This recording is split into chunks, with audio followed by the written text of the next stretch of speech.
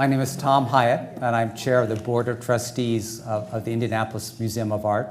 Really, it's a great pleasure to be here and to first give you a little update on some of the changes that the board has considered in conjunction with the senior leadership team. But first, let me quickly introduce and ask those on the podium here with me to introduce themselves.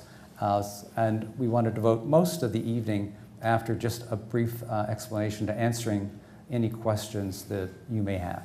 So, Charles? I'm Charles Venable, the Melvin and Brent Simon Director and CEO here at the IMA.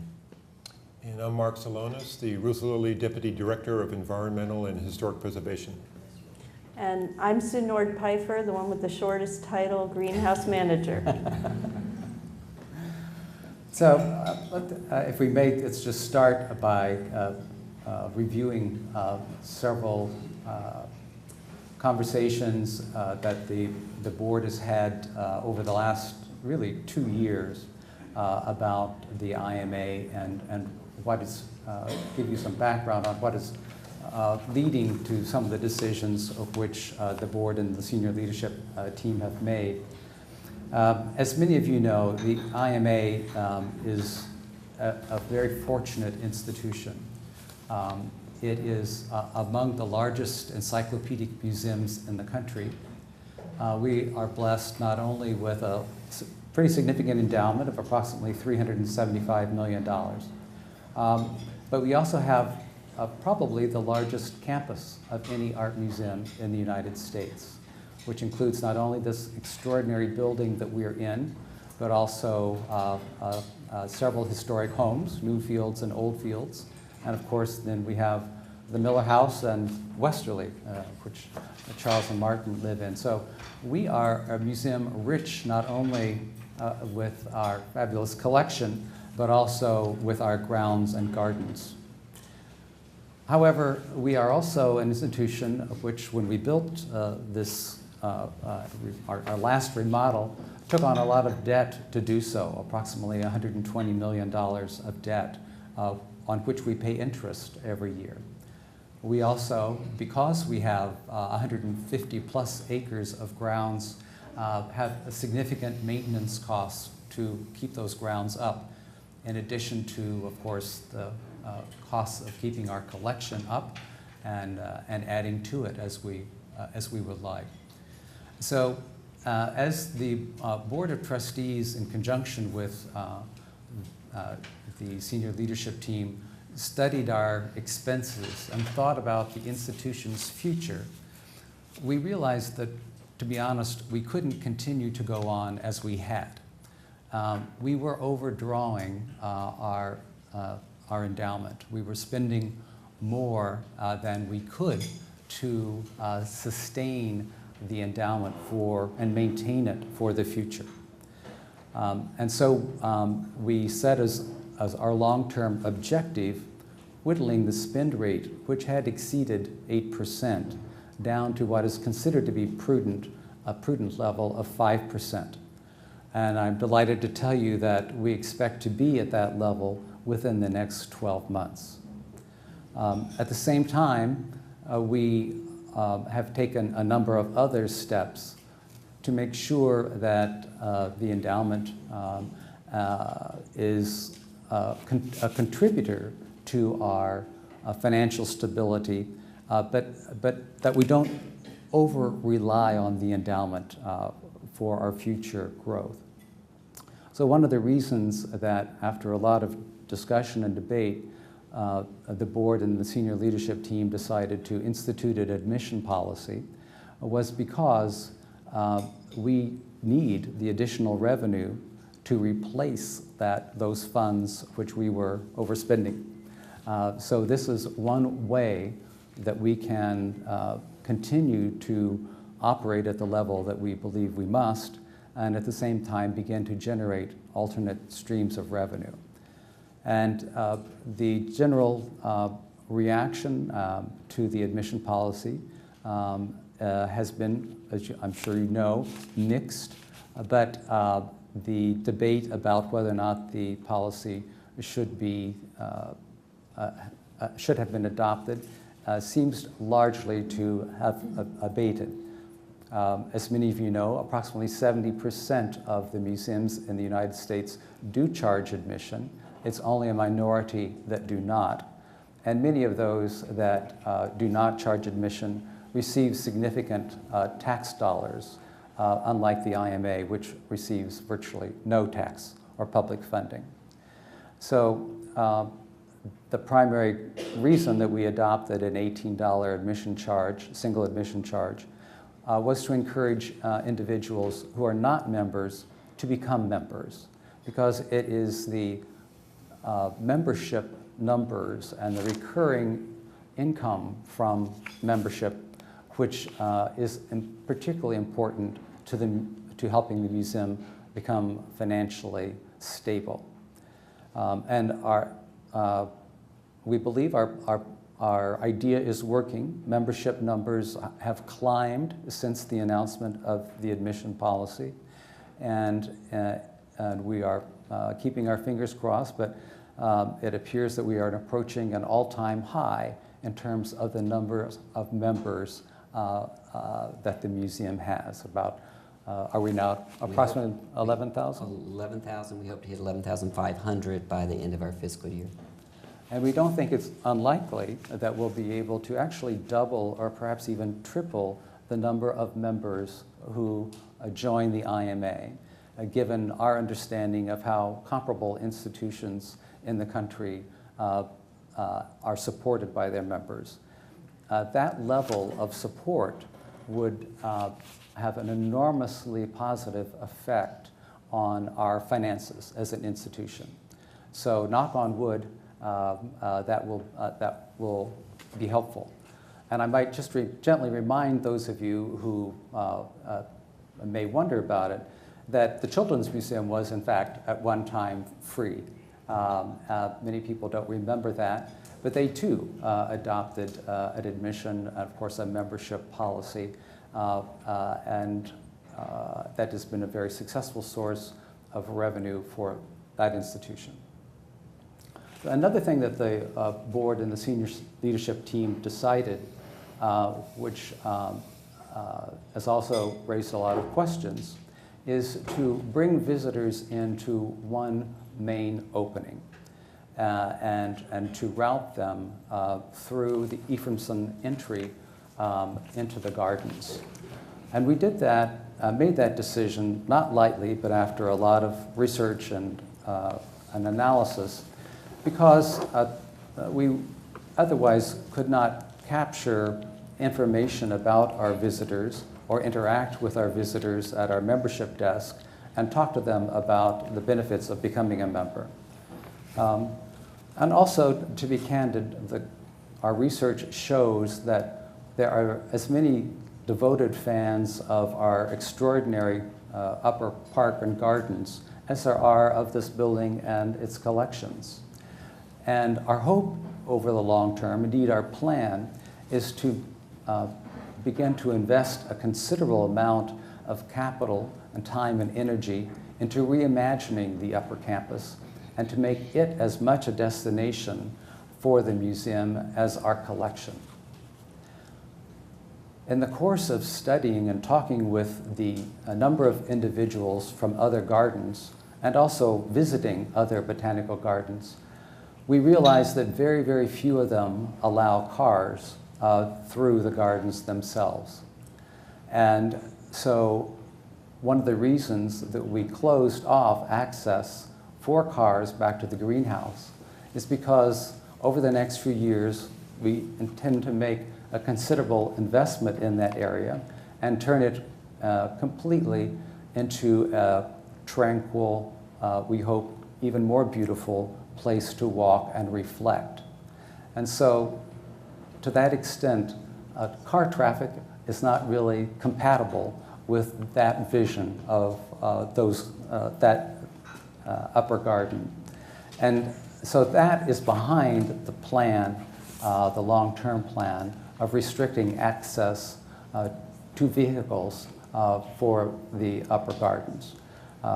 We had the opportunity recently of visiting Huntington Garden in Pasadena, and also several other gardens in Boston and Maine, none of them allow vehicular traffic through them. And so it's really something that, as a long-term element of our strategy, we feel is critical to changing the use of the upper gardens.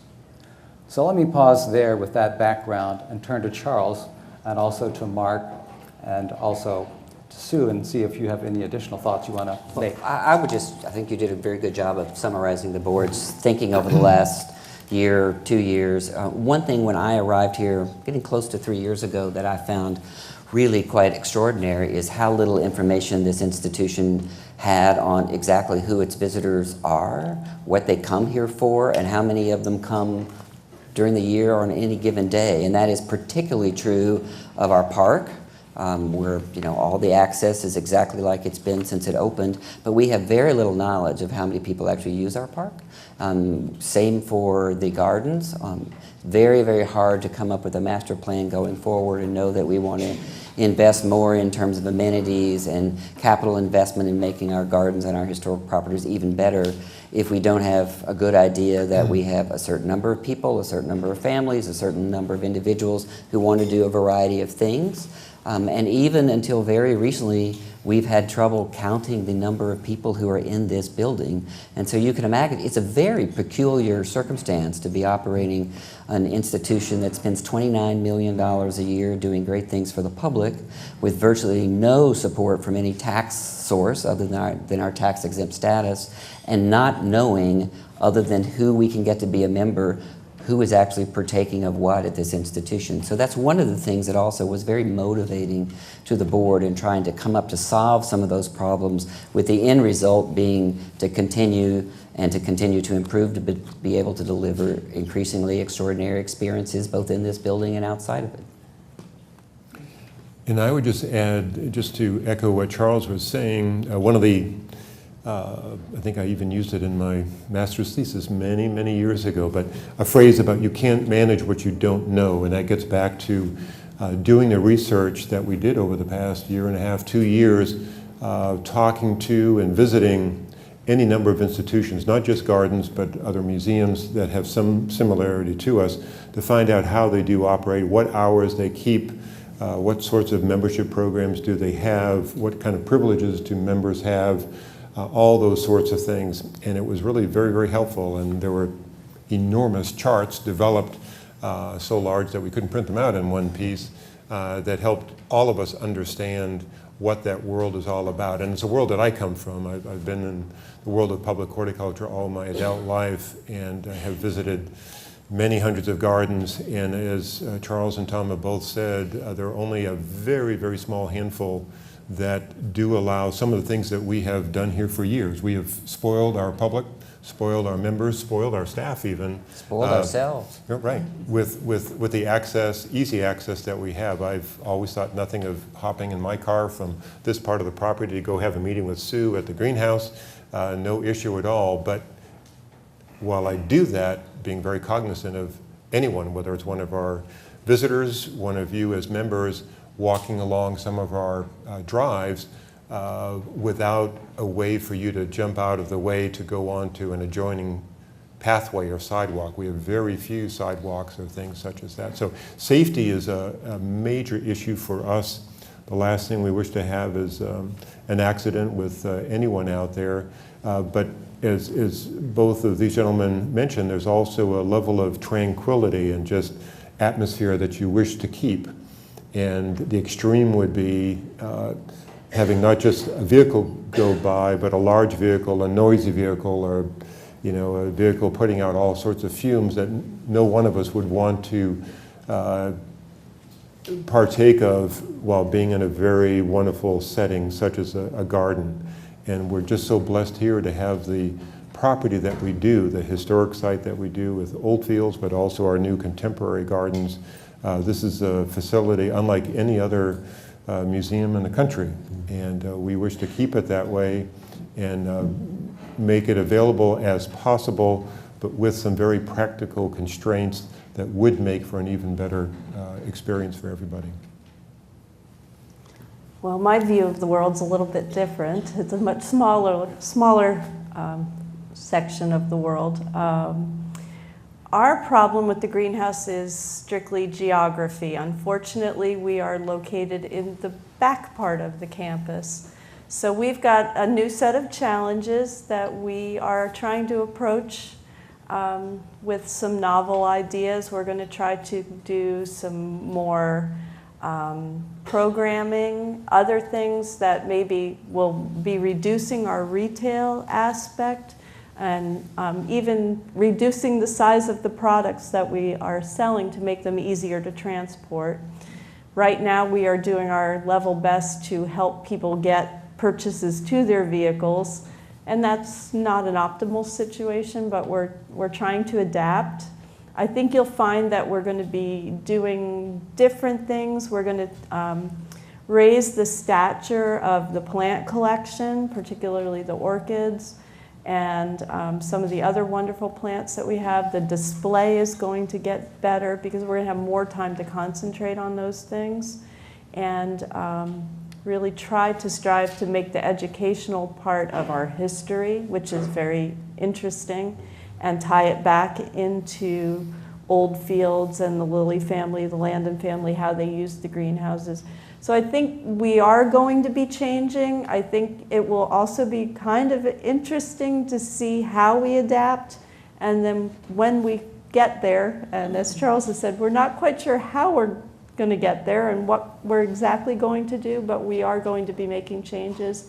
And we want you to come along for the ride and offer up your suggestions, and hopefully we will make it different but better in a lot of ways. I think it'll be a lot of fun to see how much we can make out of that little space that we have, and I think you'll enjoy it. So please come visit and offer up your suggestions, because we are looking for some novel approaches, and I think also that you will be fascinated by the history that we haven't had a chance to really present to you in the past. I might just mention that indeed the next step is to prepare a master plan for the campus. And we're hoping that we will do that in our next fiscal year, and that will involve engaging an outside landscape architectural firm that can help us, and that will involve a lot of research among our users, as well as just a lot of give and take to come up with a plan that we all think will be magnificent. And so that is sort of the next chapter that we're all looking forward to. Tom, if I could add, just because I was here last week when these possible firms who might do this work were here to take a look-see around the property. These were 6 to maybe 8 organizations from around the country, not just local and regional, but from around the country, some very big and important names. And they were just fascinated by the complexity of our site, looking not only at the building and the galleries and outbuildings, but the landscape as well. A lot of them were landscape architects at heart. And I think they're excited about the challenge, but the great opportunity to take what we have, which is a treasure already. I mean, we are blessed by having this magnificent building here with all of its collections, but also a National Historic Landmark on the other side of the property, and great gardens in between and around this structure as well. And to a person, they were just blown away by the beauty that they saw. So I look at this very positively of, oh my gosh, the kinds of things that they could point out, the things that we need that include, you know, what's the best way for us to get to one part of the property or another, but eventually this will lead into a true master plan for the entire site, which may call for those sidewalks, those pathways, which we may not have now. How do we get, what parking do we need? We're obviously not adequate right now, despite parking for 550 plus vehicles. On some days, including this morning, it was not enough. So they will help us find solutions to many of the problems that we're all concerned about right now.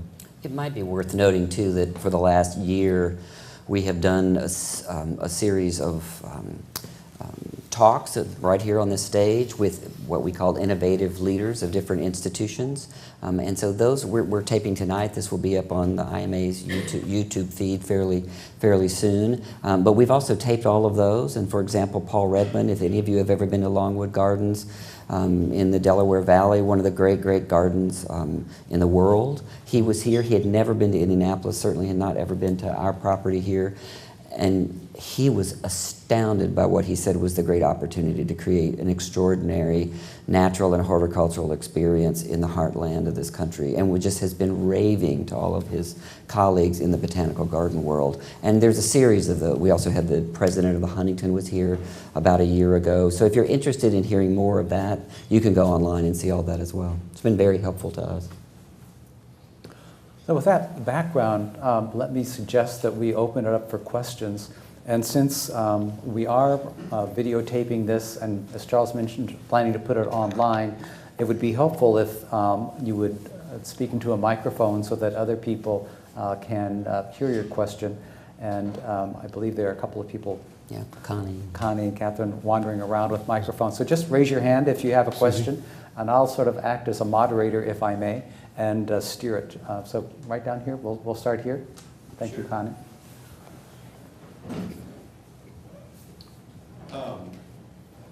I'll give you a short background on my experience with the IMA. I've been a member for 4 years. I started as just an individual member, and soon I wanted to share it with friends, and so I became a family member, even though I don't have a family. Thank you. And I think that's typical for my generation. I think we very much want to engage and share good experiences. So I've been a dual member for 4 years. I've volunteered a lot of my time with the facilities department, doing the Design Arts Gallery, moving Robert Indiana numbers. So where I am right now is I'm afraid for you guys. I think that you have had a lot of success in the type of management style that you've done so far. But I fear for the future. First of all, I want to disambiguate my comments about connectivity from the membership. I'm 100% behind the $18 membership. I think it's a little on the cheap side for the amount of value that I've received from it. I also think that it will do exactly what you want. I think not only will it increase membership, I think it will increase visitorship, which seems a little counterintuitive, but I don't think people see value in things that don't have a price. So I think you're heading in a good direction that way. But I think you're very autocentric right now. I think the background speaks to that, and what your idea of not being able to manage what you don't know, you might be destroying things that you don't know about. And if we were to zoom back from this picture of your campus, you would see a connectivity artery that connects you to all of Indianapolis. And that's what I'm interested in. I want this campus to be open to all kinds of people, especially future generations of creative people. I consider myself one of those. And what we found in Indianapolis is that connectivity is a successful brand to retain talent and to draw talent to our area, because we don't have mountains, we don't have oceans, but we have a city that's connected by waterways and beautiful spaces. And the IMA is one of my favorites that I have to share with people. And so what I'd like to know is why you guys have decided to discard connectivity as a valuable piece of your master plan.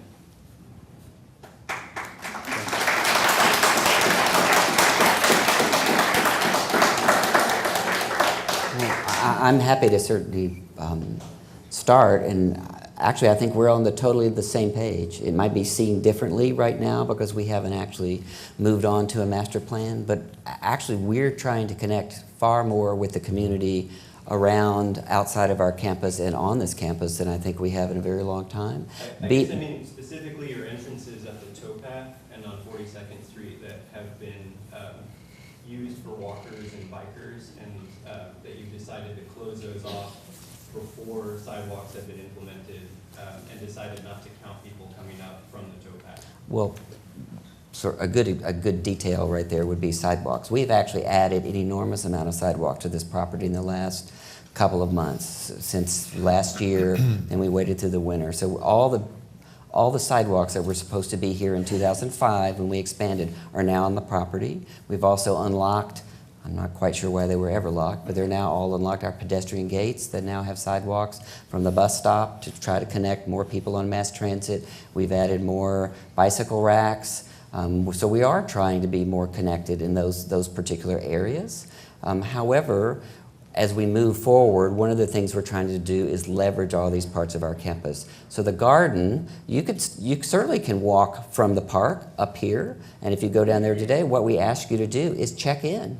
Check in at our visitor service desk. So we'll know you're on the property, so we can try to invite you to become a member. And if not, we'll be happy to sell you a ticket to enjoy the gardens, which cost millions of dollars to operate here. What we've asked people to do is not ride their bikes through that property. And just one more thing about connectivity. Just going back a few years, being involved at the time, that the IMA added not one but 2 bus stops on its property to help out in that regard. I wish we had a much better public transportation system that would bring people right to our door more frequently. The other part of it was a major initiative with Indy Parks Greenways to develop the Art and Nature Park that was done hand in hand with the Parks Department in Greenways to provide an amenity very different from all the other parks in the city. This one having an art component, nature trails, a water feature, in a property that is surrounded by the White River and the canal. And that was a deliberate attempt to have city folks be able to access us in a very different way that was a model for the park system. They took it nationally to talk about this new system and working with the mayor at the time. So just to bring in, we've done some of those things. I agree there are some other things we could and should do. We still need more bike lanes and... Yeah. The very last thing that I'll say is that message is not being communicated thoroughly by your frontline staff. Often they suggest that I go out to 38th Street, and the signage seems to suggest that I should go and ride my bike up from 38th Street to access from the 100 acres of the towpath area up to your front door. So maybe you could welcome cyclists to walk their bike. Maybe that could be something in your signage, because a cyclist is a pedestrian with a bike.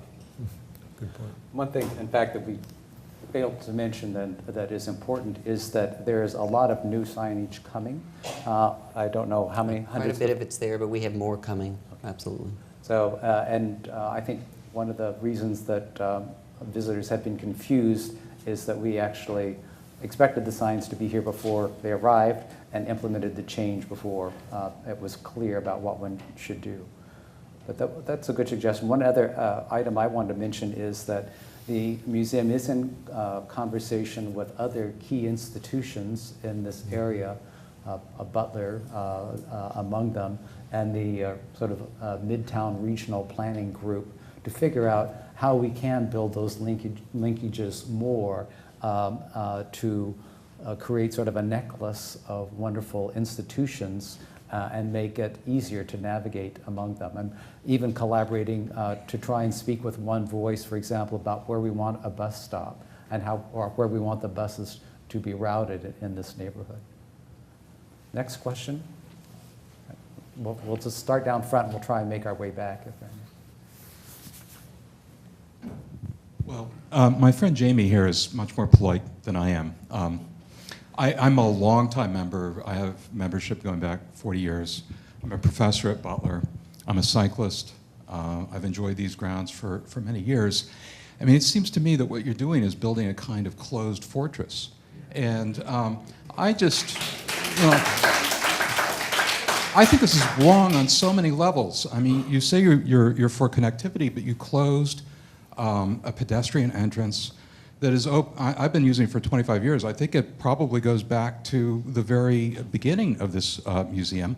You did it without consulting with anyone.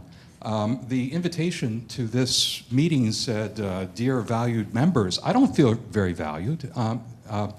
If this has been going on for 2 years, why haven't you been talking to people? Why haven't you really, I mean, I think what Jamie was trying to say is Indianapolis is becoming more pedestrian, more bicycle friendly. I wish one of you would ride a bike from the 42nd Street entrance to the 38th Street entrance, and then back. I've done that. Well, okay, is that something you enjoy doing, Mr. Venable? I Dr. must Venable? admit, it's the kind of thing I've done in every city I've ever lived in. Yeah. I mean, I wish Indianapolis had more bike lanes and some wider streets to be able to accommodate those. We are right now and have been talking to the city. We've gotten them, I think they will be improving the crosswalk, for example, on 38th with Michigan over to the cemetery. We have absolutely been talking about, we'll be happy for them to use our land if they will help us put in a multi. But why didn't this planning and conversation happen before you closed the 42nd Street pedestrian Well, entrance? it has been going on. It takes a long time to get something done. I've noticed no public discussion about it. Let me say one other thing. For many years, I have brought students to the Art Museum, and we've gone through the pedestrian entrance at 42nd Street. I don't even understand how we're supposed to get in now, but it seems enormously unwelcoming. It seems unneighborly. It seems just, you really do seem to be bent on building a fortress, and maybe that's going to help something, but I think it's going to alienate a lot of people.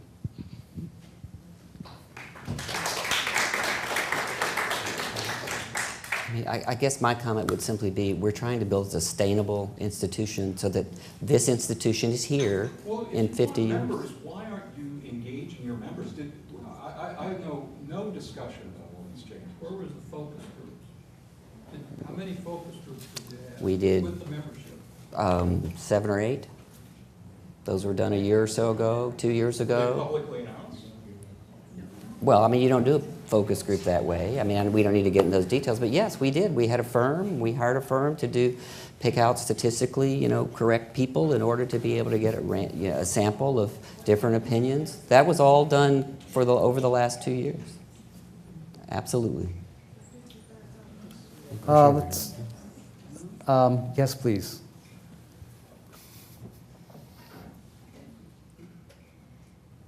Hi. Charles, I've been wanting to meet you for a long time. Well, I'm glad you're afraid here that tonight. Thank you. this is the instance where we get to meet, but I welcome you to IMA.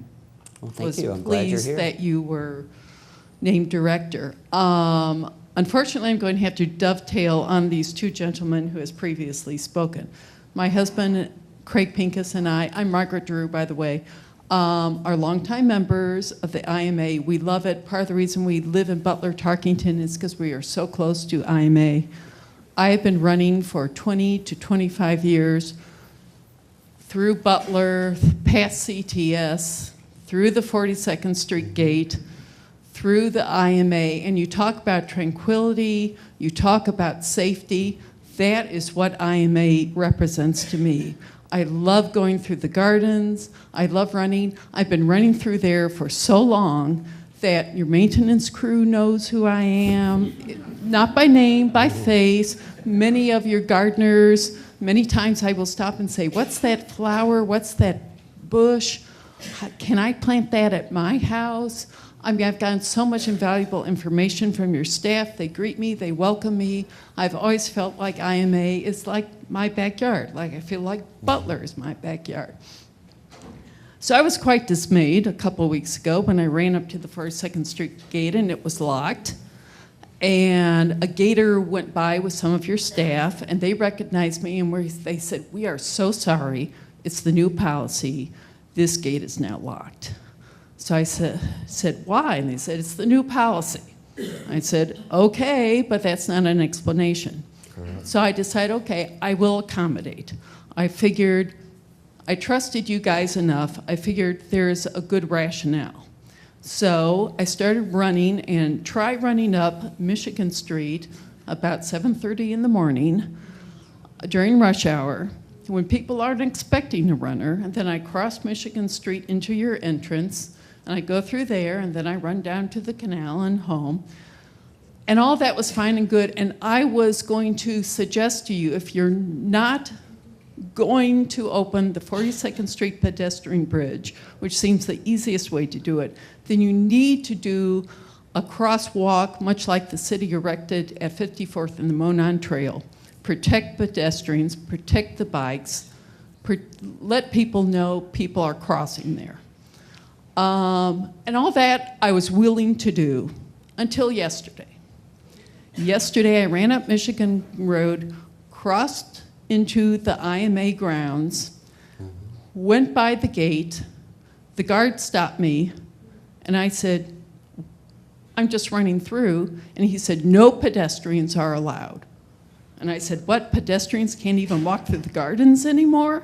He goes, you have to leave, you have, and this was a direct quote, you have to leave, and if you don't leave, I am going to have you arrested.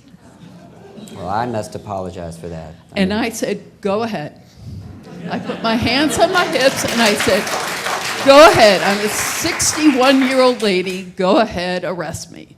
And he said, you have to leave right now. And I said, no, I'm not leaving. I've been running through here for over 20 years, and I'm going to keep running. And I kept running, and I ran through the canal, and since then, I've been just seething how I'm a member, and for a member to be treated like that, I thought, how would a person who is coming to IMA for the first time going to feel? And I realize it's in the morning. I realize the museum hasn't officially opened. But I, like many others here, have been doing that for a very long time. We are not disrupting anything. We are enjoying the tranquility. We are appreciating. We are all members. The reason I am a member is because I run through your grounds so often. I feel it is my responsibility to support you. But I don't feel you are willing to support us who are there for the loveliness of the grounds, who are there to appreciate it, who are there to enjoy it. So let me tell you, right now I'm one of the many frustrated people. And if that's the way I'm going to be treated as a member, you can be sure that when my membership comes up for renewal, I'll be spending my money elsewhere. Thank you. Well, certainly, again, no member or non-member should have any staff member of the IMA say anything like that to you. We have, for the last 6-7 months, been doing increased guest service training. I mean, we have represented. I hear you. They're absolutely correct. I had the opposite experience today with another nice member who said, I'm sorry I can't go through there, but I must admit your guard was the nicest person I've ever talked to. So clearly they were very different people, and we are working on that. I think that's appalling, to be honest, that anybody would say that to you. It is also true that this institution, we have changed our hours of the gardens, and we're asking our members, because we have an opening time and a closing time that's different than it used to be, to respect the new policy of the museum. There's a quite long question How about over here? I really appreciate that you're trying to be financially viable. I'm a garden walker. Before the new 5 o'clock policy, I walked here, probably 5 or 6 times a week. But most people, I imagine, in this room work. And we can't, 5 o'clock is when we get off, 5 or 6 o'clock. And so that, is heartbreaking for me. We all feel like it's our backyard, just like you do. Or a public park. I've had a lot of people say, isn't it a public park? Yes, and I'm very excited that you're going to use the funds to make the garden more beautiful, and I'd like to be able to enjoy it. So I was able to go for a walk for the first time, and as most people know, it's a progressive garden, and it's so you know this, it's just lovely, and there's a new thing every single day. And I have favorite plants in this museum, and I want to be able to see them. So I actually had an idea. Sure, what is it? Love to hear that. When at 5 o'clock, members can go through the gate, and the guards could issue the bracelets there, and however many bracelets they issued would be your count on how many people were visiting. And that way you could keep the grounds open till 7. I think that's when the guards are gone. So, and I talked to a guard today, and I had a wonderful experience. I've talked to them every single time, and they've been very polite. I'm so sorry one was so horrifyingly rude to you, but I've had good experiences with them. So if you can figure out a way to make our garden accessible to those of us who work, we would very much appreciate it. And we hear that. I mean, clearly I've heard 100 ideas of from different types of people who would love to have different access and different hours because of their own personal lives. And clearly, my goal for this institution would be for us, including the museum, to be open 7 days a week for a much longer period of time. And we can't do that right now. We also have the same issue on the museum side of things. We're only open late on Thursday nights. We have tons of people who say, I can't come there on Thursday night because I work. Why can't you be open late on a Tuesday or a Wednesday or a Saturday? And frankly, I just can't afford to do that right now. That all said, long term, the goal would be having much extended hours for the entire institution. How would it cost you to have people go through the gardens? Well, we are responsible. We do have security. We have, people who monitor all kinds of things, even if you can't see it, because we're liable for anything that happens on our grounds during hours and after hours. And so we try to be very careful about being able to take care of our visitors and being safe on the grounds. And clearly when we're closed, we have a skeleton crew here, be they outdoors or indoors, and all the monitors and cameras and things that we have here. It's just one of the issues of what kind of bandwidth do you have financially as an institution and how big your staff is. Mark certainly knows his staff's a lot smaller. That is true of security and everything else here. We've lost 140 employees since 2009. Well, I ask you to consider that because for working people, we're out. It is true. One thing I would like to ask you and see if anybody else would like this too, because it's true of the museum side of our enterprise here is right now we try to be open on Tuesdays, where we have, whether it's the gardens or whether it's the galleries, we have pretty low attendance on Tuesdays. We have fairly low attendance on Wednesdays. It picks up on Thursday. We have higher attendance on Friday, Saturday, and Sunday. What would, just as a straw poll, if we were closed Monday, Tuesday, and Wednesday, but we're open Thursday, Friday, Saturday, and Sunday with later hours and maybe earlier morning hours, would you like that better or would you like that worse? I think I would like it better. On the museum side or the garden? All of it.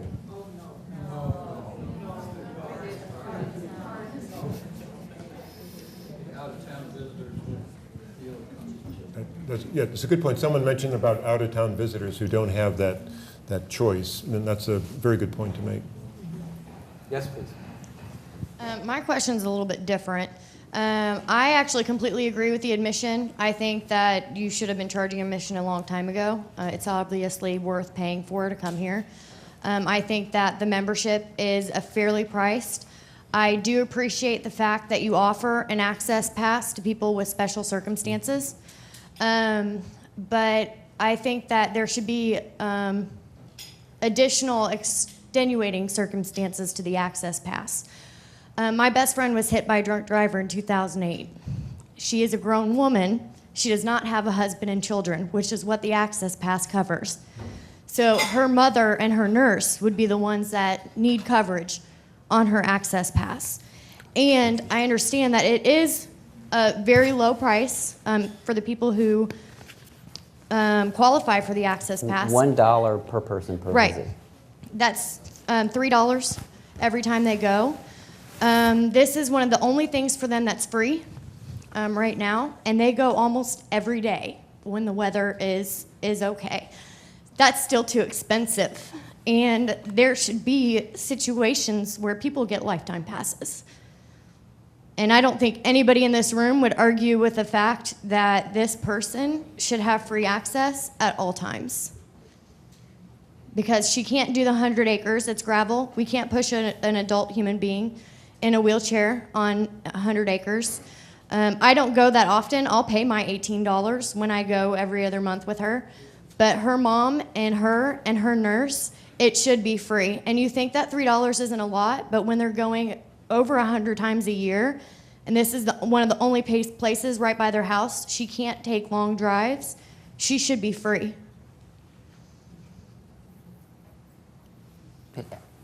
I mean, I don't disagree with that in terms of it'd be wonderful to have everybody to be able to come in free, but it almost seems though that figuring out how to get that person and that group a membership, a dual membership where a caregiver, my mother-in-law, for example, is blind and she's 86 years old. She's also single now, but she has a dual membership, which happened to be a gift membership, but never, I mean, she can come here with her caregiver and a friend anytime that she wants to, and that sounds like the kind of solution that that particular guest of the museum, we need to figure out how to address that.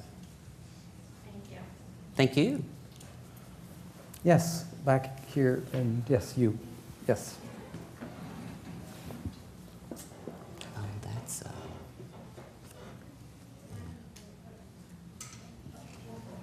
Hi, my name is Lois Kay, and this is William Kay, my son. He and I come to the museum every single week, at least once, if not more. He goes to school at Cold Springs, which is less than a mile from here. And I tutor kids in his class, and they know that we come, and they ask to come also. And they can't, because a lot of those kids can't afford a membership. I have a membership, and it's fine, but there's kids going to school in this neighborhood who don't have access to this, by your term, very rich treasure trove, and it breaks my heart. And you keep referencing the Children's Museum as this shining example of, you know, how we can provide access for the people in our community, and I agree. We live almost directly across the street from the Children's Museum, and we get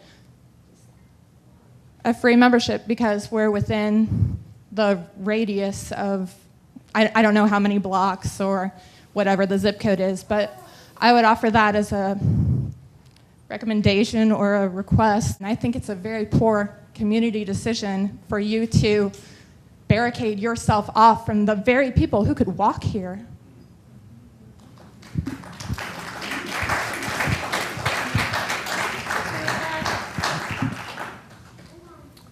Yes, please.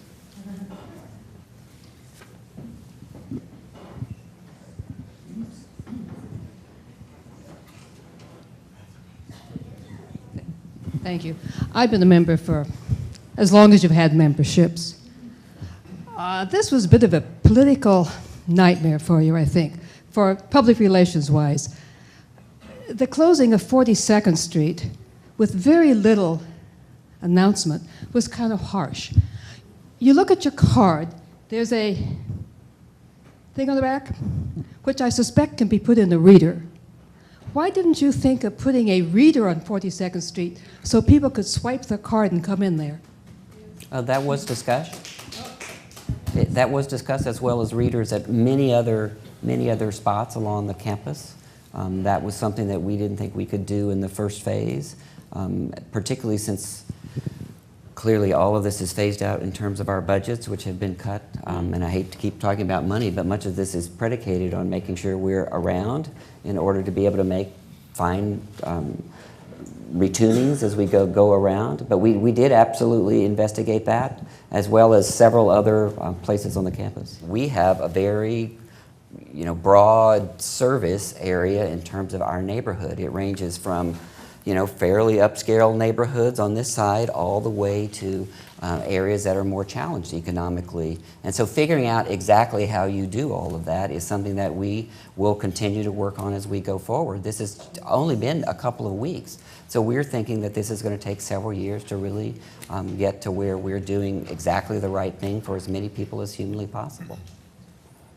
And that gets back to the card reader question. This has come up many, many times, including from several people before we started this evening. And it's something that I know I have considered myself as, boy, here's a possible solution. But there are physical limitations. Some of it is infrastructure and getting the card reading cables to the areas that we need to have it. We would record the information from people. We would know that folks came. We still would like to be the good host and greet people as they come in the door, and we couldn't do that at the Reader. But please know that that's very much under consideration. We have done some things just to provide us with more information to know how to go forward as good shepherds of this institution. For example, the Waller Bridge between the park. I mean, we have no idea historically how many people cross that in either direction, just zero idea. So that's one of those things, you'll never see it, but we're actually now keeping track of how many people come in one direction, how many people go in the other direction. Not for some big brother idea, it's just trying to figure out how many people actually use that bridge. We just have no idea. And so all of those kind of things will be helpful going forward as we try to perfect the vision for having an ever better garden situation here, a park which is totally open and free, and you can do all kinds of things there you can in other parts of the campus, as well as a whole sustainable organism that can actually be funded. Steve. Yes, in the back. You. Is he? Oh, he's going to the microphone.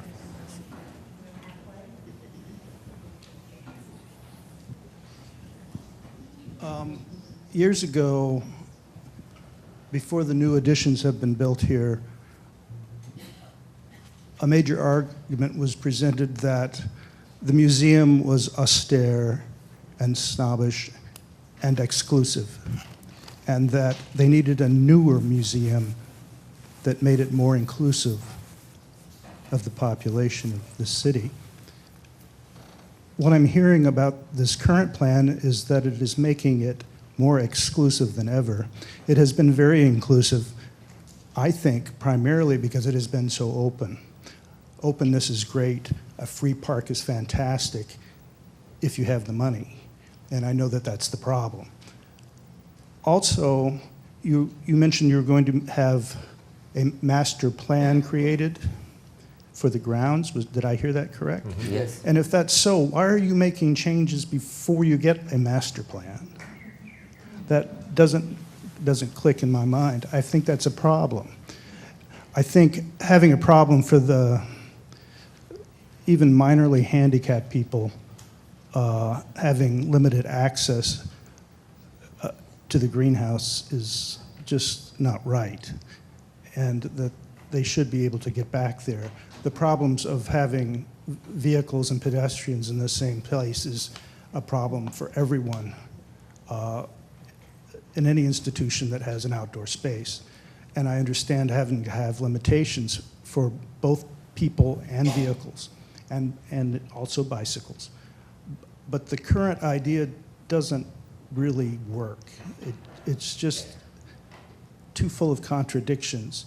And I would like to see a master plan that shows something that works rather than something that is implemented and things are changed before such a plan is made. I think that would be very helpful. Well, certainly I think one thing that, at least from our point of view, we think about a lot is how much do you want to go down the path of a master plan and build out part of that master plan without putting in the basic processes and procedures that are going to support that master plan. So from the board's point of view and the senior staff point of view, we've been working for 2 years, actually going back to a plan that was done in the late 1980s. Mm-hmm. So there was a plan done for the IMA when we moved out here in the late 1960s from downtown to where we would build an art museum, which we clearly are all sitting in, and we've done that. Most people don't know it, but we were very shortly after that, after we moved here, we were given the land for the park. It just took 30, 40 years to actually develop. And then there was a master plan, an initial plan to create the Lilly Botanical Gardens on this site. And that is something that restoring, and Mark can certainly speak to this more eloquently than I can, the first part of that was restoring the gardens that were on the original estate and the house. And $10 million later, in Mark's whole career here, we've gotten to that part. So this is not a brand new thing for the IMA. It's something that was part of the original vision for this property.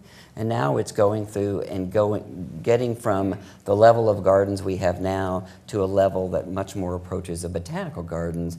And in doing research all across the country, Things like reserving your gardens for pedestrians are basic. Other things, more detail-oriented, like making sure there's access. We're actually rather blessed that most of our property is pretty flat. So that's very useful to that. But we're already working with botanical gardens who've already solved a lot of these problems. For example, a motorized wheelchair scooter program is in most of the big gardens now. That is something that we are working on, so you can come in and you can actually, if you're a member, they'd probably be free. If you're a non-member, they probably have a charge, like most botanical gardens, where you can get one of those and you can go anywhere in the gardens that you want, or in the building probably.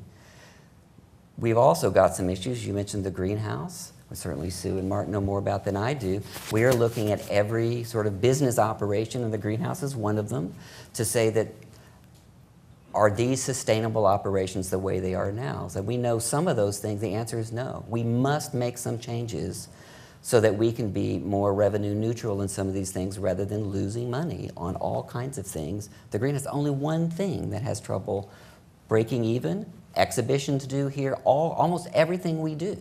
So we have got to improve across the board. So some of those things, I mean, a lot of people, like myself, I mainly go to the greenhouse to buy plants.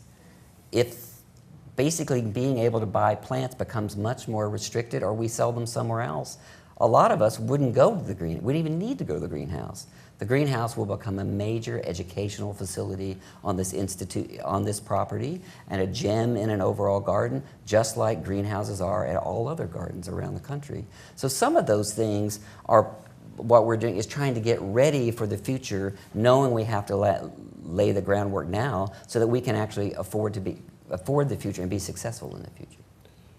Part of it too is to know who's coming, how many are coming, and for what they're coming. And that's getting to your point about that master plan. Wouldn't it be great to have that ahead of time? Yes, I agree. In an ideal world, that would be terrific.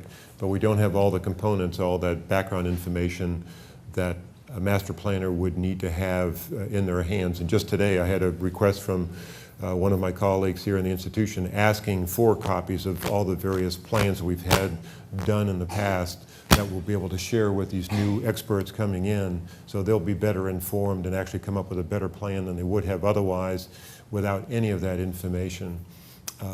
But as Charles has mentioned before, we have just had so little data on who has come to this institution, because we have been free. People have walked in the door, they've walked into the gardens, they've driven over to the greenhouse, but we've never really known who all those folks are. We know there's some wonderful people out there, including all yourselves, and Sue knows her base of buyers at the shop, but there are many more who may not know of all the things that we have to offer, and I think this is a big part of what we're going to be doing.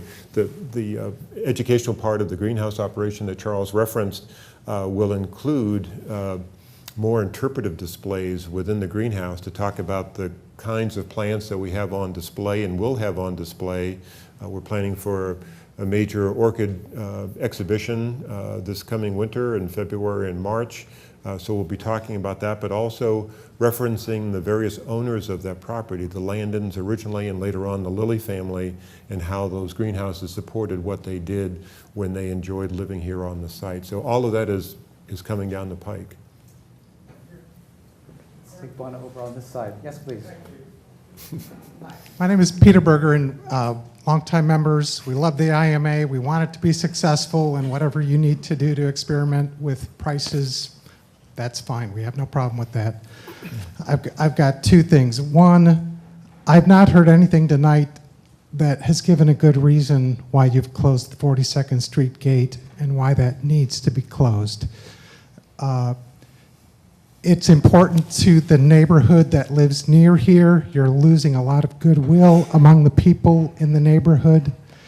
If you need to count people, there are ways to count people without officially greeting them. There are cameras, there are various things you can use to count people. You say you need to greet people. The people who come in through that gate do not need to be greeted. We're in the neighborhood, we're longtime members, we're all familiar with you, and we love you. We want you to love us too. And if you don't want people to ride their bikes through there, put up a sign that says, walk your bike from this point. People will have no problem with that. So I've really not heard any good reasons why that gate is closed. maybe after you've done your master planning, at some point you could, you would have some good reason, but I've not heard it here tonight. And so I hope you'll consider that and reopen that gate, because it means a lot to our neighborhood, the people who live near here. The second thing I want to say is, with the new higher fees, it's a lot of money for a student to come to this, and that individual member rate of $55 is a lot of money for a student to pay. I would ask you to please consider instituting a student rate for high school and college students. Thank you. Well, there are different rates for students. I mean, yeah, there's a $35 student membership, and then well, no, it's those kind of things that we've sent out actually a lot of information, but not everybody gets the same thing or reads the same thing in the same certain way. We also have all of our tour programs, which increasingly are not funded by schools anymore, as much as they used to be. We have a fund where we're paying for buses to bring students to the IMA, so we're trying to be very helpful there. We have just raised some money so that those student tours from public schools in Marion County, those are all free, and we now actually have those underwritten here. We've also instituted a free membership program if you're in a 4-year college in Marion County. Those, we've been signing up students like crazy. They just have to come to the front door, come up to the welcome desk if you're in a 4-year student program, and we've been giving away lots of memberships. We really want to get engaged with that age group particularly. That's the future of the arts and horticulture going forward, and we're trying to do our best as we can afford it to be very open to those groups of young people. Yes, sir. A quick question about... 1 second. My name's Dan Gaio, and I'm about a 40-year member, and I'm just kind of curious about the logistics of Lily House. A lot of the folks that out-of-town guests and things, we're so used to being able to get them pretty close and so forth. I know about the trams. I'm curious on how that's all going to work, particularly in inclement weather, for folks with disabilities or challenges. A lot of people really like to come just to see Lily House, are interested in historic homes, country house here and all that, and they're not really here to see the museum. They don't have time. So how do we make that experience better for the folks that are interested in that part of the campus, and particularly those with challenges and wintertime riding trams and stuff? I just want to know more about that. Good question. It's a good question. Yeah. Again, there's no easy solution to that. The weather, just because of the climate that we're in, is going to be an ongoing issue. The new tram that we have secured does have roll-down sides, but it does not have heat. We've tested that out, and know that it will be chilly, and there are days when it will not run because of icy conditions or really stormy type situations. So we are evaluating that, because we do, and I'm glad to hear from you about the Lily House.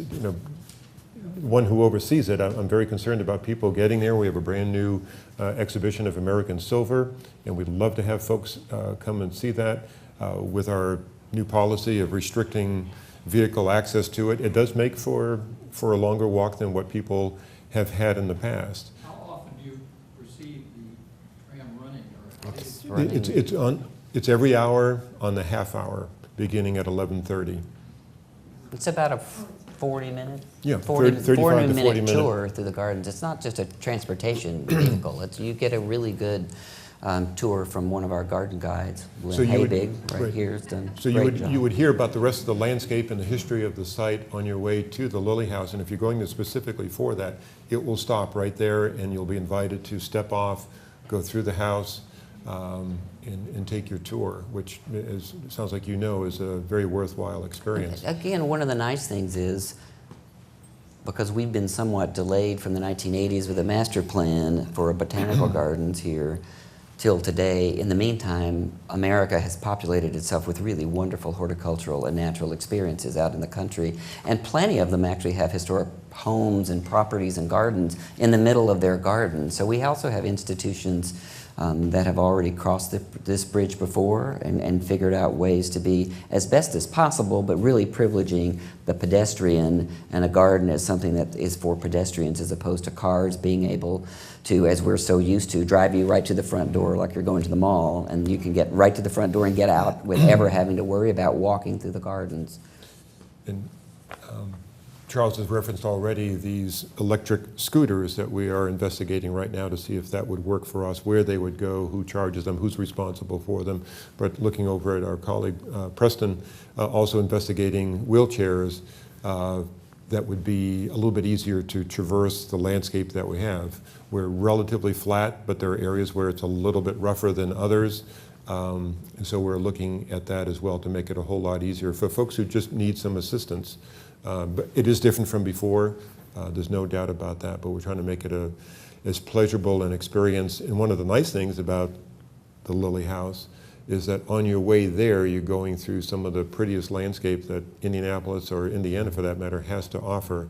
And that's not lost on me. I have worked at and visited many, many historic homes. A lot of them are on a city block, and you get out of your car or the subway or whatever, and it's right there, but no landscape or very little associated with it. So I think we're very fortunate.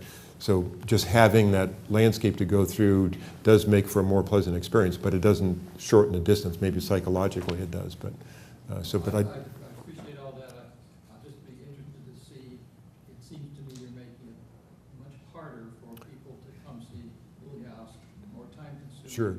And more challenging. Yep. But I know your experience with it, and I hope it works out. Sure, and that'll be part of the fodder that goes into the master planners as to, okay, how can we get folks to the places they really do wish to go, whether it's the Lily House, or someone has an interest just in seeing the orchard because they know they've heard about the produce that it comes up with, and it goes to shelters and things. They want to see that, or they want to go to the Four Seasons garden, and how can we best get people there without creating a series of vehicles, shuttles going every which way. The tram is a start, but there have to be other ways that we can do that. But thank you for your, sure, thank you. Thank you. Yes, please.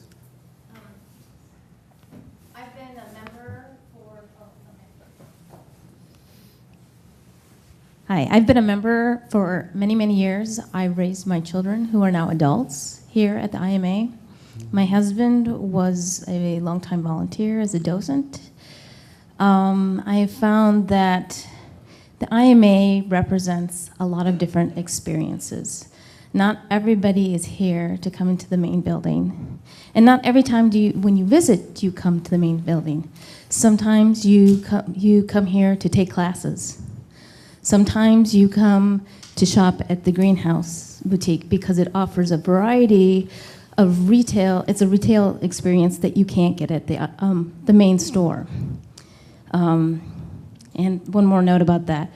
I was recently cleaning through some receipts, and I found out that I historically spend 3 times the amount of money at the IMA greenhouse, not buying plants, but the retail items.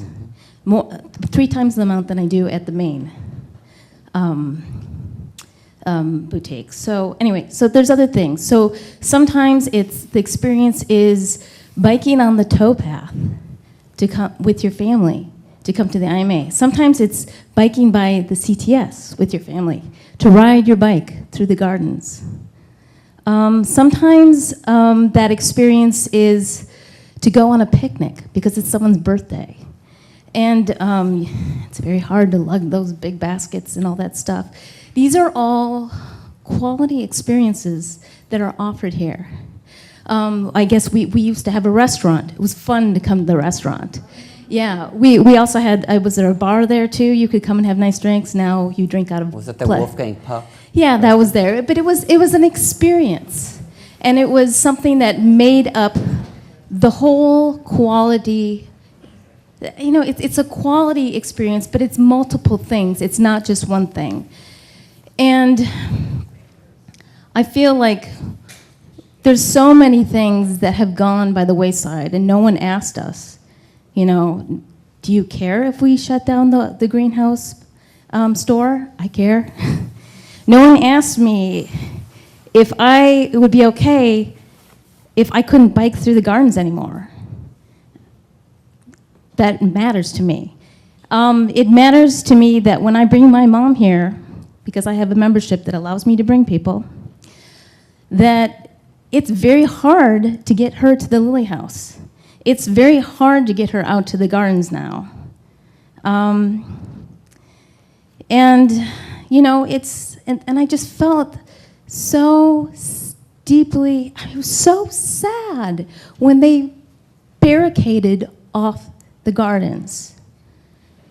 I don't know if there's some way that we can just access them with our passes, but still, it just feels wrong. It feels, I mean, there's something architecturally, landscape-wise, that's just upsetting. And I don't know if we can just take those down until you have the rest of the plans made. I don't, that's all I wanted to say is that please ask members. I answered many surveys in the museum, out on the grounds, and in the museum. None of these things came up on my surveys. Anyway, that's all I have to say, and I'm happy to pay the membership. Very happy. Well, thank you for being a member. Our biggest challenge is of course, we've been very free for a very long time, and I mean in terms of access, in terms of entrance for this institution, and we've offered an incredible array of experiences, and you listed at least 10. I suppose that you personally, one person in your family, enjoy, and there's another 100,000 people who have 10 different ones that they like as well. And so trying to figure out going forward which of those things this institution can actually support, both financially, but also just in terms of the array of things that an institution like us should be doing and can doing, is a very, very difficult task. We certainly have surveyed we have surveyed members, we have done focus groups, and we have tried to really take some of their, what we can from those and implement them as best as we can. It's very difficult. It's not perfect. And we knew, and we had long conversations with the board about it's going to take a while to get much better at what we're doing, and part of it is tonight. It's hearing feedback. I probably have 3 letters we'll answer tonight from people who are upset. I've also got 3 people who say, I am so glad you don't have bikes or cars going back through the garden, because they experience the gardens in a very different way. They want to walk quietly. And so being everything for everybody is impossible, but it's also very difficult to figure out. That's a great program. We've all loved doing that, but we can't do that anymore, and it's going to go away. Or here's a new program that we think more people will like. We're going to experiment on that and see if it's actually going to work and be more relevant for more people. But it doesn't mean that small number of people who still love the old program aren't going to be upset when we decide, yes, we're going with the new one, but we're not with the old one. We can't not possibly continue doing everything we've been doing. There is no way. This institution will not be here in 50 years. It's just impossible. So we clearly need everybody in this audience and everybody beyond here to clearly, you love this institution, to be very helpful in terms of helping us through this moment, but also helping us get to a different place that is truly sustainable, which is not the case and hasn't been for almost a decade here at the museum. Yes, oh, sorry. I've been a member a number of years, and I volunteer at the greenhouse. Thank you. I would like some of you to come and have to put up with the comments I've had to put up with since April 7th. No, I mean it. I think the thing is you go forward, I think you need to sort of top down, let people know what's going on so we can tell people instead of just the reactions from people. I know the woman who made the comment about the guard. I've had several instances with the guards, with my volunteer pass to get into the greenhouse, of them being very terse, nasty to me, and I've heard them being nasty to people who are trying to walk around the gate. And so there's some issues with the guards at that, that arm.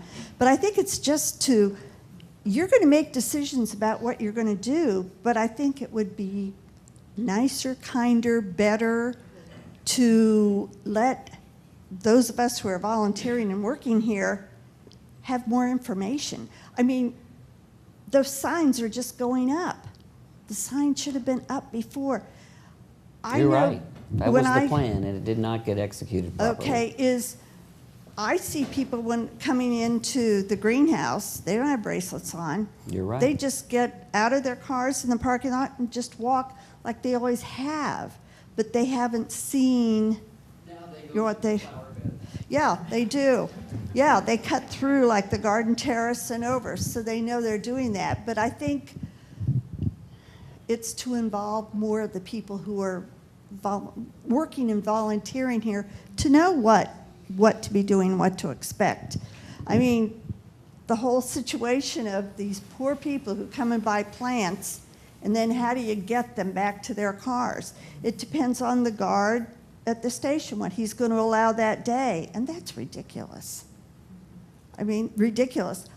I have company coming from out of town this week. I have talked to, maybe I'm calling the wrong numbers, guest services or something, about what do I do to be able to pay so these people don't have to pay when they arrive. I don't know how many answers I've gotten. It's gotten to be comical. And I mean, it's that stuff so that people know what they're doing and know why they're doing it. That's all. I mean, do you want to talk about volunteers getting more information about the greenhouses? I mean, I would assume that that would be happening. We try to distribute the information when you come in as best we can, and we've had some adjustments along the way too. So we're trying to be consistent in what we tell you. Some things have changed along the way too, and you're right. The guards have had varying messages as well. So we're hoping now there's a more consistent message, and we've struggled with the same comments and the same information problems too. We're doing what we can and trying to get out a consistent message to the volunteers as they come in. I think as each of the components does get into place, it's going to be easier. Well, and that is, I mean, it sounds like no planning's been done. Actually, enormous amount of planning's been done, but also it's feedback from people like you and people who are in the building and people who are in the gardens. I mean, we've already adapted and changed signage. Some of the stuff that will be implemented has already been, I believe, improved simply because we've been watching people and talking to people. You know, you didn't know you needed a sign here. Well, now we know we need a sign there. We also need many more human beings out being nice and hopefully very, very gracious and saying, you know, having a conversation with you rather than just expecting everybody's going to read a sign. I mean, some people have been walking down the same sidewalk for 20 years. And so you need to have a conversation, and we had a meeting this week with all the senior staff. Mark was there. Chad was there walking through saying, this hasn't been working. How do we get to the point to where that is going to be working? It's definitely not perfect, but we are truly putting a lot of energy and actually over $1 million into putting in more sidewalks, better signage, all those things in order to get to where we need to be going forward. I note the time, it's about 20 after 7, and I know some of you have other obligations. We'll take a few more questions and then wrap it up. From someone, yes? You must get that one. I'm sorry? Yeah, she's been waiting. Okay, sure. Hi, my name is Jamie Britton Blank, and we've been members for about 10 years here. And most of what everyone said, I kind of, as far as, more access, and I don't understand why the 42nd Street gate is closed either, but one of the things that you had talked about is metrics and finding out how people are using the space. And I would just like to say that I have never been asked how I am using the space. I have never received anything from, obviously when I come in or when I buy a ticket to something, you guys know that I'm using it. But I have never gotten any communication from the art museum that said, we are trying to find out how you are using this space. Would you please let us know? Or will you take this survey or anything along those lines? So to some degree, I think some of your missing metrics is just a lost opportunity to ask your membership how you're using it, because I would happily tell you that I come to the park at least one time every week and sometimes twice a week, and that I walk around the grounds regularly, and that I walk through the museum regularly, and I was doing yoga in the galleries when you had that program going. So it seems to me that one possible solution to help you with your metrics issue is just to ask us. I think doing a survey, that's certainly something we do, different kinds of surveys, but actually my colleague Preston might be back there, I think, in terms of he oversees an area that includes people who are doing our statistical work and doing surveys. And have you ever come into the museum and you see a nice person with a clipboard or been stopped by one of those people? And that's fair. We certainly don't survey every person. But Preston, do you want to talk just for 2 seconds about the kinds of surveys we are doing? Because that's where we've gotten the information that we know. We do, I think, seasonal surveys. Yeah, we do have exit surveys, and like every survey that you do, you can't capture everybody that comes through the museum, but we use the data that our visitors leave with us. And I don't know if you've noticed, but we also have surveys at the end of our exhibitions that ask you about your experiences, and that helps us improve what we do. I mean, it's a iterative process. We actually improve what we're doing for visitors based on the comments that we receive. So the exit survey information actually helps us a lot, and it has helped us a lot to make a lot of the decisions that that you're hearing about today. So yeah, I mean, we do listen to our customers. Good evening. My name Good is evening. Marianne Heaney. And I have been coming to the ground since 1970. I don't really have a specific question, but I have been part of other groups and other organizations and institutions who have gone through this, which is a cultural shift. And if I had understood that we're about to have a culture shift, I wouldn't have been upset about the 42nd Street gate closing, the tow path, and any of that. I just didn't understand that we're about to restrict access to make this something that it has not been in the past. Since 1970, I have learned to rollerblade on these grounds. I have driven my car on these grounds many times. I have never thought of it as a park. I always thought of it as an art museum and its gardens. So it never was a park to me. I have come to these grounds when we had the winter walks. We had winter night walks years ago. When it was so cold, one night I was the only person that showed up that night. And I couldn't even stop to get hot chocolate on the way home because I was overdressed. It was too hot to go inside of any place. I've come to these grounds when close family members have died. I've come here to heal. I've come here to meditate. I have participated in something I probably should never have been allowed to do this. But in 1984, I had a 6th grader who did a science project in the old orchid room before it changed up front. Mm-hmm. And he grew tomatoes hydroponically in just a little corner of the old orchid room. And it was in 1984 that I learned that the museum is open 365 days a year, because we spent half a year every day, Thanksgiving, Christmas, New Year's, in the greenhouse. We fed the cat, we brought cat food. I guess I want to say, don't be very fearful that bad things are going to happen if we're using the grounds here, because we drove cars here when there was lead in the gasoline, and I kept seeing the hostas getting bigger and bigger and bigger. And I don't mean that to be funny, but it worked out okay.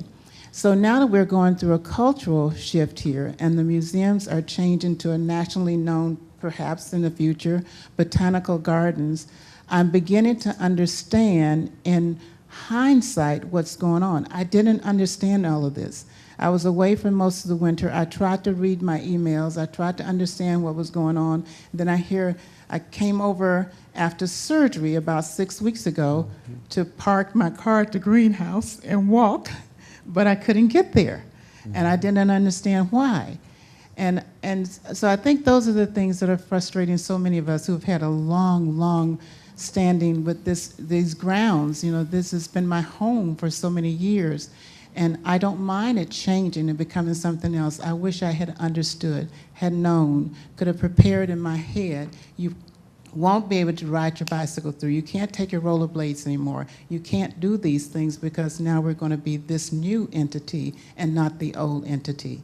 So thank you for having us, but it's hard to change. It is indeed, and you're a very eloquent woman, and it clearly sounds like we could have done a much better job of communicating that there was the grounds were going to have major changes. Certainly we hired a firm and did the certain things that we thought would communicate fairly clearly, and it sounds like that was lacking. Thank you for your comment. Yes, and back. You, sir? Yes.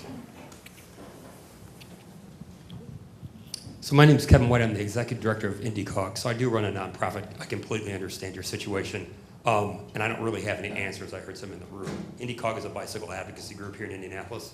And I just know I've literally gotten hundreds of, I mean, not directed at me, obviously directed at you, but lots of hundreds of hate mails that people were riding to work and got to the gate and it was closed and they had no prior notice.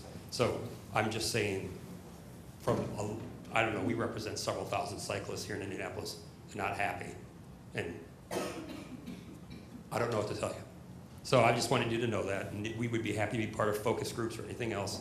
We were actually surprised that we were contacted, and I understand that it's not a private park, but literally, I don't know, if you guys had counters out there, which we could get infrared counters and do counting for you. I mean, I'm gonna guess, Bill might be able to tell us, like several hundred people probably commute through the IMA every day. Oh, you're probably right. Yeah, so, as you can imagine. Commuting from the 42nd Street to 38th Street. It's absolutely. Yeah, and there's no, I know you guys are working with the city. I've talked to the city about doing a multi-use path down Michigan. So that would have been nice to actually have implemented before the gate was closed. But that's neither here nor there. Right. That is underway, as you probably heard. That is in process. All right, thank you. Thank you. Thank you. One more question, and then we'll convene for the night. Someone, yes, in the very back. Thank you. I would like to ask if you now consider putting together a group of people who could be community advisors to the museum. I would like to ask that as a member, when you send out maybe 3 or 4 emails to me about what I can do here at the museum, for example, I very much enjoy every year the perennial preview. If you could include what has changed at the park, so on the day that it's kind of drizzly and I have a breathing problem and I walk all the way to the place where, after parking one direction, walk all the way to the place where then I am turned away by a very kind volunteer and then have to go all the way back up to the museum and then find out I have to walk, you know. If you can perhaps not send something in the mail every time you make a message to your constituents, to even the people who are just looking at the website who may not be members, because by the way, the only reason I'm a member is to go to the greenhouse. If you would please consider putting those new messages in any kind of correspondence to us for at least 6 months. There are people who come to this institution seasonally. They may be out of town. They might be up at the lakes during the summer. Wherever they are, unfortunately, it takes a few messages to get the word across. Mm-hmm. So yeah, the signs weren't up April 1st or later on in the month. I get it. I know better. You know, you fooled me, and I'll be more careful next time I visit. And then my other question, I was asked to ask a question from a person who is in charge of part of the art department at Ivy Tech. In all your new PR and your website, because I checked it once again today, you have an opportunity that you have graciously and generously made to full-time college and university students where you are waiving their entrance fee. They're actually giving free memberships for a year. My friend says, yes, but that's not possible for Ivy Tech students. And actually, Preston, you're the one who's been talking to Ivy Tech. Yeah, we actually, with Ivy Tech, the program that we worked out with them is free admission to all of their students who come here on a school group. and also free admission to students who come here doing homework. So that's the program that I worked out with the dean at Ivy Tech. Why is it different than people going to other Well, institutions? I asked them what they needed from us, and that was sort of the program that we brokered out together. So it was actually a partnership decision that we made with Ivy Tech. So if I go back to this chair of the art department in her area, I can say that it was someone in her administration who made that decision and perhaps did not communicate with her or her students about their needs. Thank you. Thank you. Well, thank you all very much. We clearly could have done a better job communicating. We'll try very hard to do a better job in the future.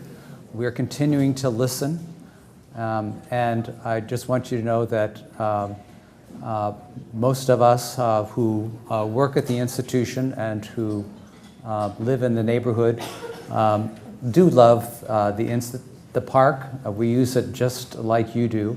The change is hard. The adaptations are hard for us as well. We do have, I believe, perhaps the most beautiful piece of land in the city surrounding this museum. It is unfortunately not a public park.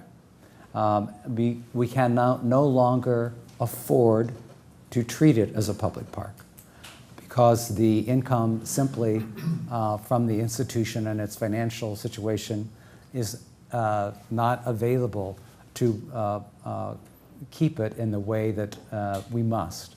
And so it's at this juncture that we find ourselves, and it will be a period for all of us to adapt, but we ask your forbearance. We apologize if we have offended any of you and communicated poorly. Please bear with us during this period of change, and we'll do our best to listen and modify our plans going forward. Well, thank you all for coming. Thank you.